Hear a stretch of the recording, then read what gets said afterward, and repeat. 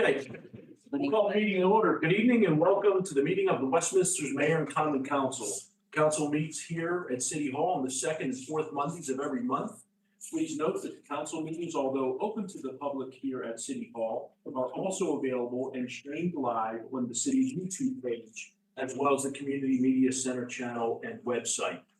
And now we'll begin tonight's meeting with the Pledge of Allegiance, followed by a moment of silence. I pledge allegiance to the flag of the United States of America and to the republic for which it stands, one nation, under God, indivisible, with liberty and justice for all.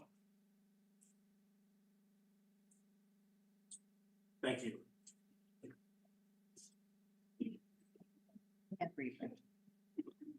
Yeah, I should say something like, don't forget to stay standing or something after the pledge, because everybody does it. It's their first time, if they're not used to coming.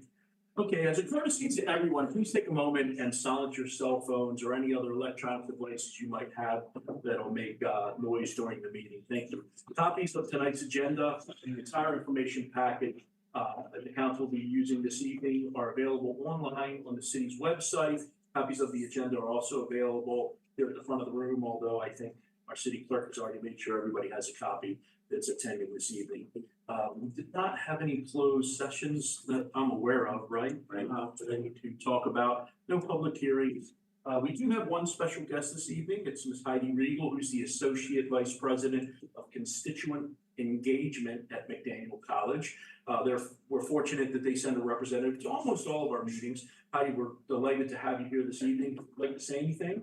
Yes, thank you so much for always welcoming McDaniel College to the meetings.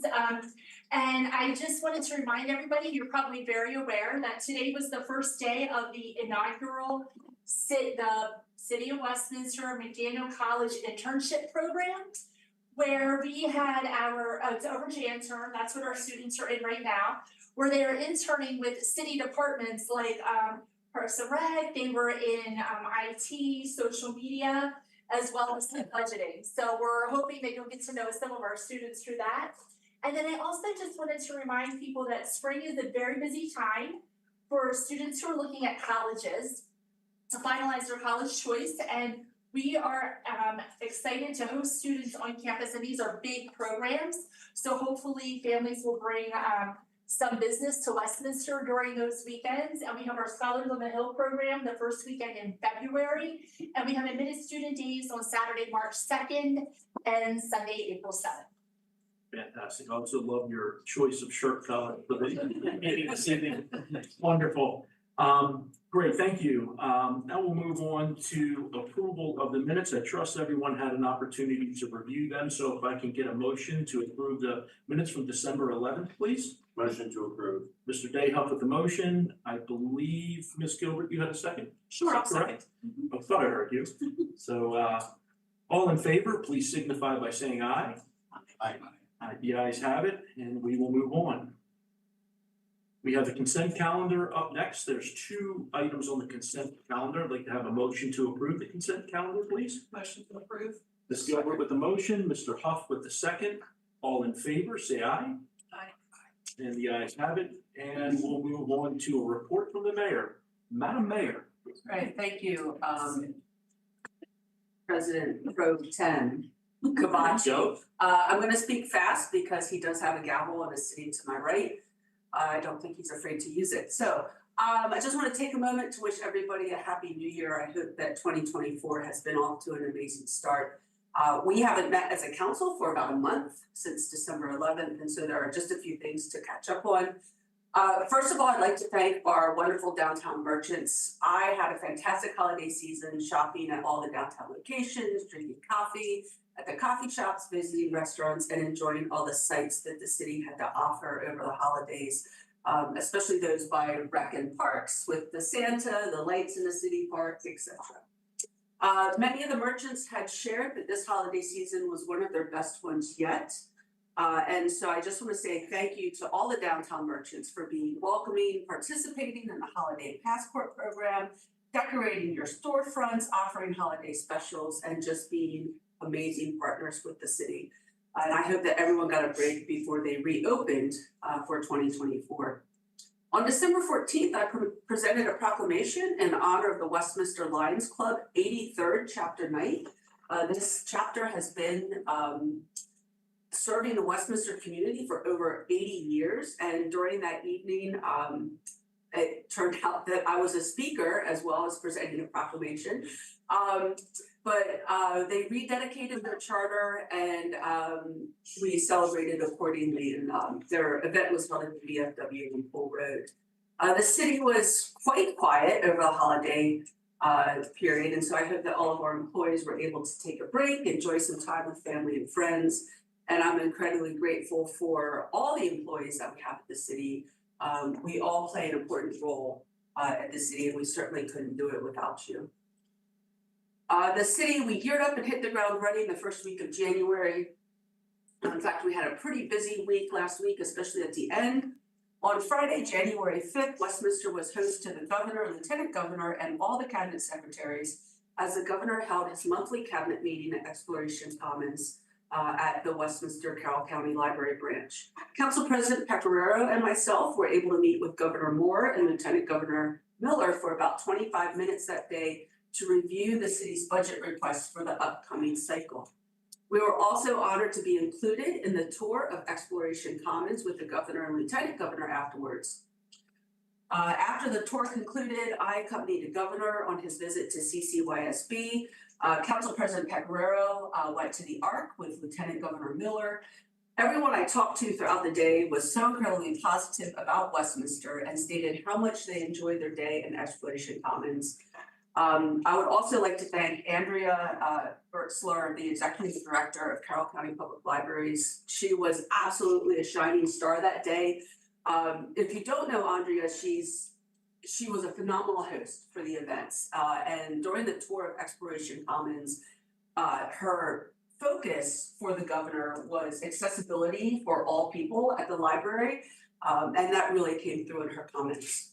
Okay. And then lastly, I just want to mention, because I watched the weather, we have a pretty big storm system moving into the area tomorrow. So we're going to experience quite a bit of rain, possibly 3 inches, maybe a little bit more, localized some high winds, and combined with the recent rain and a little bit of snow, we're expected to have trees down, localized flooding, and possible power outages. So please be prepared, stay safe, and thanks in advance to the attention and extra work that I'm sure will have to be put in by some city staff to deal with this weather event. And then just to wrap it up, we still have a good 6 weeks for some more snow potential. So stay hopeful. All right, thank you, Mr. President. Thank you, Madam Mayor. We'll move on to reports from standing committees. We'll start off with the Arts Council, Mr. Dayhoff. Thank you, Mr. President. I handed out a quick synopsis of some of the upcoming events at the Carroll Arts Center for January and for February. Last Friday, as part of the documentary series for January, there was a documentary on Leonard Cohen, and it was extremely well attended. Perhaps, and from what I'm hearing, the attendance at all of the events is up precipitously. So we're really excited about that. The strategic plan is moving forward. We have a draft of it before us, and hopefully we will be submitting that to the Maryland State Arts Council shortly. That facilitates a great deal of grants and other income coming into the city that we disperse to other artists and other artist initiatives. That's my report, Mr. President. Thank you, Mr. Dayhoff. Economic and Community Development Committee, Mr. Huff. Nothing to report this time. Thank you, Mr. Huff. Finance Committee, Mr. Pecoraro is not here, and we will not have a Personnel Committee meeting, committee report either, as Mr. Pecoraro chairs that committee as well. Public Safety, I do have a brief report. Get that in front of me here. So on the 29th of December, officers located and arrested Anthony M. Vasquez after he stole merchandise from Dick's Sporting Goods store. Mr. Vasquez had multiple arrest warrants in New Jersey for similar offenses. Detectives obtained a search warrant for Mr. Vasquez's vehicle, where they discovered additional stolen property from other Westminster stores. After verifying these thefts, detectives obtained additional charges for Mr. Vasquez.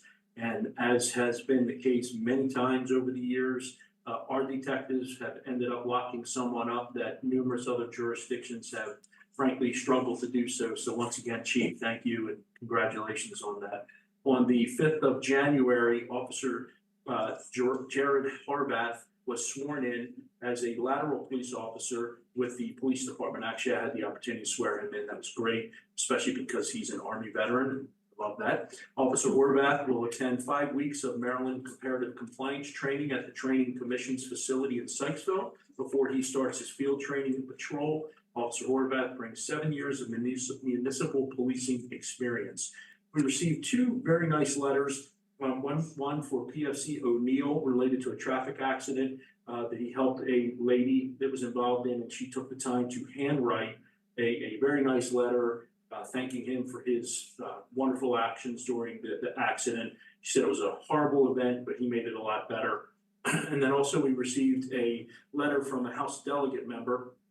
I'm not going to say who because I'm not sure he wants it all being public, but he complimented PFC Ash and Sergeant Blackwell for their life-saving actions related to his brother who had a medical emergency and they saved his life. He ultimately did pass away, unfortunately, but they gave him extra time for his family to be able to be with him to say goodbye. And the delegate wrote in to make sure that we were aware of that and to thank them for their actions. So PFC Ash and Sergeant Blackwell, job well done. Thank you very much. That's all I have. We will move on to Public Works, Ms. Gilbert. Public Works was prepared for winter weather this past weekend that I'm sure our employees are saying, "Ooh, we didn't have quite the storm we were expecting," but nonetheless, they were prepared, as they will be prepared for our water event that will be here in the next 24 hours. The Main Street Water Main Project Phase 1 and 2 are completed. The project will pause until the winter weather breaks in March. And the Streets Department is in cleanup and storage mode of all the holiday decorations that were around the city. And that's all I have for Public Works. Thank you. Ms. Gilbert, Recreation and Parks Committee, back to you, Ms. Gilbert. There will be intermittent trail closures around or near the clubhouse during the week due to renovations of the clubhouse. So if you frequent the Wakefield Valley area, please pay attention and abide by the barricades due to that intermittent trail closure at Wakefield Valley. The Wrecking Crew Winter Ball is slated for January 20th at the Family Fitness Center. That is designed for folks 18 and older with special needs. The deadline to register is this Friday. And just check out all the different programs at the rec center since we have started a new year. And that's all I have for Parks and Rec. Thank you very much, Ms. Gilbert. Technology Committee, Mr. Dayhoff. Mr. President, I'm happy to report that we're continuing to move along with our parking app. I don't want to take away anything from Director Moore's report, but I'm excited about that. I think it's going to be a big help for downtown Westminster. And I'm also looking forward to some continued work on the overhaul of the city website. And we're also very excited about the city app that we're looking at creating. I think that's going to be a wonderful addition to bring in folks to downtown Westminster. That's my report, Mr. President. Thank you. Thank you, Mr. Dayhoff, and we'll continue with council comments. Mr. Dayhoff, you can start us off this evening. The Downtown Business Association meeting was wonderful. It was extremely well attended. It was very, very informative. Many of the business owners that were in attendance approached me after the meeting to tell me how happy they were with the meeting. Hats off to everybody that was involved. And there were about 35 folks there. I was a business member of the Downtown Business Association many years ago, and I never recall having that many folks at a meeting. A lot of really great subjects were discussed. There was a lot of discussion, a lot of feedback, and it's just really good stuff. That's my report, Mr. President. Great, thank you very much. Ms. Gilbert? Just a couple comments. I attended the legislative breakfast last week with Delegate Rose, Tomlinson, Stamko, and Boucher, along with Senator Reedy and West. They all presented their concerns and expectations for the new session. I won't get in the weeds, but overall the theme that was heard by all were concerns over a blueprint energy issues, cuts in public transportation, and a need to prioritize public safety. I, along with everyone else in the county, will look forward to seeing how that session shakes out. Also wanted to thank the mayor and the council president for being gracious and wonderful host to the governor on Friday afternoon. I was excited and pleased to meet with him also while at Youth Service Bureau. I believe the governor left Westminster understanding more how wonderful and unique our community services are, how important the county's partnerships are, and how impactful they are in the lives of our residents. And a reminder that tomorrow morning, the State of the County address is happening at the Carroll Arts Center at 8 a.m. And that is all I have. Thank you, Ms. Gilbert. Mr. Huff. So the only thing I will mention as chair of our intergovernmental relations committee is, as Ms. Gilbert mentioned, the legislative session is beginning on Wednesday. And our committee, which includes the mayor and council president, will be working with our lobbyists and city administrator to keep an eye on our different budget requests, but also different legislation that may impact us. This year, I'm also once again on the MML, so Maryland Municipal League Legislative Committee, which kind of obviously gives me real insight into some bills that might be coming down the way that could have a positive or negative impact on us. So I will be continuing to update you as the session moves forward during comments. Thanks.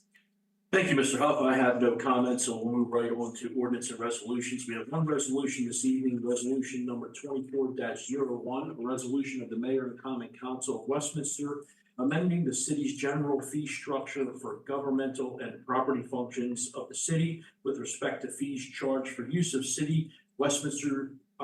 for use of the Westminster Municipal Pool, summer camps, and family fitness center. Director Gruber. Good evening. In response to the city's recent investment in significant improvements to the Westminster Municipal Pool Complex, the 2024 minimum wage increase, and rising costs of materials and supplies, the resolution before you tonight reflects fee increases for pool usage, summer camp tuition, and family fitness center membership rates. The proposed fees will help defray the cost of improvements and offset the inflationary cost of operating public recreation facilities and services. I'm happy to go through the fees with you, but they were presented to you in your council packet and should be before you in Exhibit A to the resolution. So if you have any questions on those fees, I'd be happy to answer those.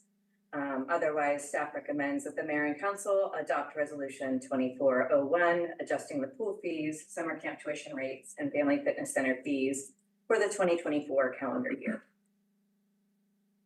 Thank you, Ms. Gruber. If I can get a motion on the resolution, please, then we can have some discussion if necessary. Motion to approve. Mr. Day Huff with the motion. Second. And Mr. Huff with the second. Now that we have it moved, let's go ahead and discuss if necessary. Anyone have any comments related to it? I have one question. Mr. Huff. When was the last time we revisited these fees? Has it been a while or? So the Westminster Municipal Pool rates were amended last year, and the Family Fitness Center rates were raised in 2020. Gotcha. Okay. Thank you. You're welcome. Anyone else? Hearing no, sorry? No. Hearing no other discussion, I'll go ahead and call for the vote. All in favor of passing resolution 24-1, please signify by saying aye. Aye. Aye. The ayes have it. The resolution is passed.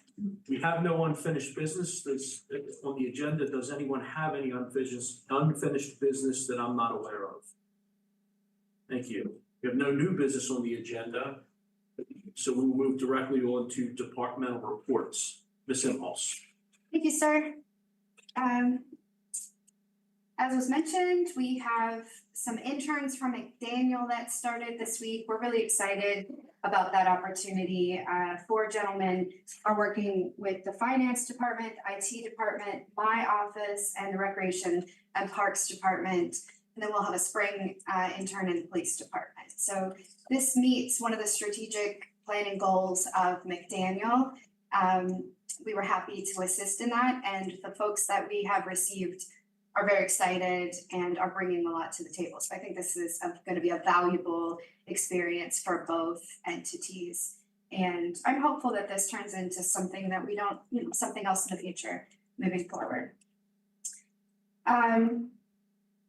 You may have noticed now that we're into January that the Public Works Department is starting to take down some of the Christmas decorations and the holiday decorations. I just want to remind everyone that the lights on Main Street, the lights that encompass the trees, will remain up and lit until March. And I think that's a really nice addition to get us through the doldrums of the winter and to maybe encourage people to continue to go downtown to visit the businesses downtown in what Councilmember Gilbert has named Winter on Main, right? Speaking of Public Works, you'll see our interim Public Works Director is out today, so I'm going to give the Public Works report regarding the snowstorm this weekend. We had 34 employees who worked 170 hours of overtime, making sure that the streets in Westminster were safe for everyone.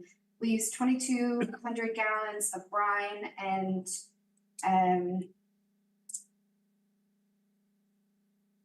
I think 170 tons of salt, if I remember that correctly, over the course of 2 days. So thanks for all those employees who came in early and stayed late in order to keep all of us safe. We will move on to the Recreation and Parks Department. Ms. Gruber. Yes, good evening. Councilmember Gilbert covered a lot of what I would like to report in on tonight. So the only other thing I'd like to do is remind everybody, if you've made a New Year's resolution for health and fitness, please don't forget that we have an amazing fitness center on 11 Longwell Avenue, just waiting to help you reach those goals. We've focused a lot of energy and effort the past couple of weeks and the month prior, deep cleaning, reorganizing, our cardio floor, and all of our fitness equipment that's available. We offer close to 60 group fitness classes a week. So there really, truly is something for everyone at the Westminster Family Fitness Center, and we'd love to see you there. That concludes my report. I find that ironic that you have cookies sitting right in front of you, talking about that. So that's for those of us that have chosen to make a resolution to stay fat, right? Have a cookie, join the fitness center. Okay, we're gonna move on to the IT department. Director Moore. Thank you, Mr. Moss. Good evening. Just a couple things. We are kicking off Park Mobile this month for the initial back-end work that's going to go into getting that working. So we've got that scheduled, and we're going to be working towards getting that set up in the next month or two. We are also looking at parking enforcement option, getting that kind of in tandem so we can have those kind of come online at the same time. That's what our goal is. In addition to some security improvements behind the scenes, I know you all got an email this week in reference to that we're working on. A couple other projects in the works, but for the most part, I'll keep it brief. So that's my report. Let's have any questions. Hearing none, we'll move on to the Planning Department. Director Depot. Thank you and good evening. Sorry this been a little long, so I apologize. The Board of Zoning Appeals January 2nd meeting was canceled. On January 3rd, the Historic District Commission discussed its implementation plan, preparations for the nation's 250th anniversary, and the February 24th Carroll County History Day. They also reviewed a pre-construction application for historic rehabilitation tax credit for 160 West Main Street to complete exterior improvements to the existing house and carriage house. This is the same property that obtained a special exception for a conversion dwelling just recently. They also reviewed a proposed demolition for the structure at 30 Carroll Street. This is currently in use by Shepherd staff. Shepherd staff is currently working on a Board of Zoning Appeals special application to allow community center use at the property and a site development plan to redevelop the site with a new building. The demolition permit has not been submitted at this time. On January 18th, the Planning and Zoning Commission is tentatively scheduled to hear a sign permit application for the new grocery outlet to be located at 200 Clifton Boulevard. This was a previous Bed Bath & Beyond location. The sign exceeds the 64 square feet of a sign to be approved by staff and requires commission approval. An amendment to site plan for Kenora Break located at 1 Arthur Peck Drive. This is now the headquarters of Kenora Break. They recently named that as the headquarters of in Westminster. And this is to allow 2 temporary structures to store equipment. This is a manufacturing of brake systems and other safety equipment for light rail vehicles, metro, passenger, and high-speed trains. And there's an amendment to site plan for Abby's Place. This is the market rate 35 unit multifamily development located at 41 WTTR Lane. This is to allow for the stockpiling of dirt on site. And finally, I'd like to welcome Joe Atkins, our new planner. He is here. He's been here for 2 weeks to the city of Westminster. And that completes my report. Thank you. Seeing no questions, we'll move on to the finance department. I'll give that report tonight. We're still underway with the audit and we're starting to prepare, believe it or not, for the fiscal year 25 budget. The intern for the finance department is helping to prepare those files to get us started on that. We will then move on to the housing department. Thank you. Stephen, good evening. Just want to highlight a couple of things.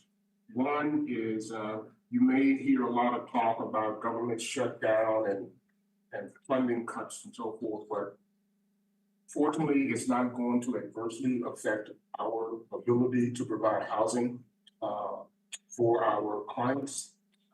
We get funded on a calendar basis, and we've already gotten our money for the first 2 months. So we good. The other thing I wanted to highlight is that as of December the 31st, we have leased up 291 of our 297 vouchers. We had 46 families where we ended their participation in the program in 2023. 4 of them left the program because they no longer needed our assistance for a continuous period of 6 months. So if they can sustain themselves and don't need our assistance for 6 months, we take them off the program. 12 left the program because they were deceased. 3 reported to Carroll County. 24 were terminated for program violations, and we had 3 that left the program for other reasons. One example being went into the nursing home on a permanent basis. In terms of code enforcement, the code enforcement staff in 2023 issued 185 violations. 46 of the violations were for weeds and rubbish. 8% of the violations were for tree trimming. 8% were for motor vehicles. 7% were issued violations for not having a rental license, and 31% were issued for weird or other violations.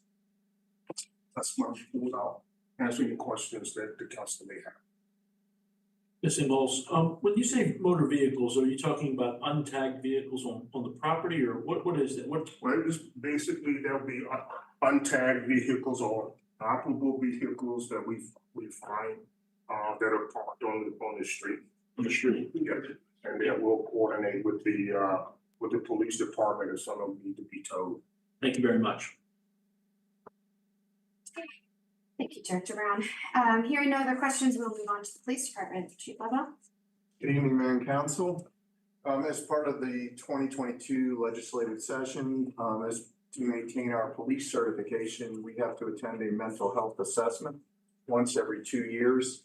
So we've begun doing those. I attended mine the end of December. Happy to say I'm still here. I was impressed with the session. I thought it met with the spirit of why the requirements in place. I was impressed with the logistics, and overall, I'm happy with that. We currently have multiple police officer applicants in background investigation. Several of those are certified lateral police applicants. We've got numerous entry-level applicants. Should we hire the entry-level applicants, they would start on March 4th Police Academy at the Maryland Police and Corrections Training Commission in Sykesville. That's all I have, unless you have any questions. It's a good thing I'm not on the job anymore, Chief. I might be in trouble. Need to a special exception. Hearing no questions for the chief, I would just like to extend everyone listening and those in the room a very happy new year. We're looking forward to a productive and peaceful 2024. That concludes the departmental reports. Thank you very much. Okay, we'll move on to the final item on our agenda, which is citizens' comments. when we invite the public to address the mayor and council on any issues that pertain to tonight's agenda or any other city issues. For citizens not attending the public meeting, we invite you to send your comments or concerns via email to comments@westminstermd.gov. All comments received by email will be shared with the mayor and council. Commenters should include their address, name, and phone number with the comments. And we now invite comments from anyone present this evening. This is an opportunity for the public to share their thoughts and concerns with the mayor and council. Our role at this point is to listen to the comments and respond appropriately after consultation with staff and each other. Now, if there's anyone with us tonight that wishes to be heard, please give your name and address for the record. Good evening, Peter Barrett, 31 West Main Street, Westminster, Maryland. Good evening, Madam Mayor, members of the council, city leadership. My name is Peter Barrett, a resident of Westminster, last 5 years. I do come to you tonight with a complaint. Apologize about that. I will keep it brief. Before I lodge that complaint, I would like to offer some accolades. I grew up in Carroll County, moved away for service in the Marine Corps for a number of years, and I've come back to make this my home. Westminster is an up and coming town. The effort that this leadership is putting into the downtown community to create a sense of community, to foster businesses, create events is clearly demonstrated frequently. And I tell many people that this is a place you should think about buying property because it's up and coming. Just a quick background, I work from home. I'm a technical director for Federal Research Institute, that's right out on Main Street, which kind of brings us to our complaint, which is small, but it's the music. So the music is 60 hours a week, from 11 o'clock in the morning till 7, 8, or 9 o'clock at night, 7 days a week, 365 days a year without interruption. I use noise canceling headphones and white noise inside of my apartment to be able to get through the day. It is a good thing that you're playing music on Main Street. I don't want to say that we should do away with it in total. It's part of creating that community. It's part of supporting the businesses and folks being down there. However, I'm not sure that due consideration has been given to those of us that live on Main Street and have it day in and day out with a playlist that is pretty repetitive as well. So I know all of the songs, particularly the Christmas songs that was last year. So what I would ask and my recommendation would be not to do away with music because I think it is a good thing, but to see some reduction in the amount of time, maybe some days off, perhaps Sunday. We focus on the key hours that folks are using Main Street, happy hour type times, the like. And then lastly, I would like to see a little bit more variation in the music, maybe some Frank Sinatra on a rainy day as opposed to Bon Jovi and the like. So that's all I have. I do appreciate your time and I do really appreciate all the work that everyone is putting in to make this town a great place to live. Thank you. Mr. Barrett, we typically don't respond to someone when they comment. I'm not going to respond, but I am going to say thank you for the way in which you came and spoke this evening. Incredibly professional, and it's hard not to take what you have to say seriously, the way in which you comported yourself this evening. So thank you very much for that. We greatly appreciate it. It's not always the case when people come and speak to us. I'm sure. So thank you. And we will definitely take this under. Okay, so if no one else has anything, we'll go ahead and conclude our next meeting. Our next regular meeting will be January 22nd. And with that, without any further objection, we are adjourned. December 5, Rob. 7173. 7:33. Penny, I think you beat the record. I think he did it 2050. Yeah, I think we have. Why don't I- Yeah, so.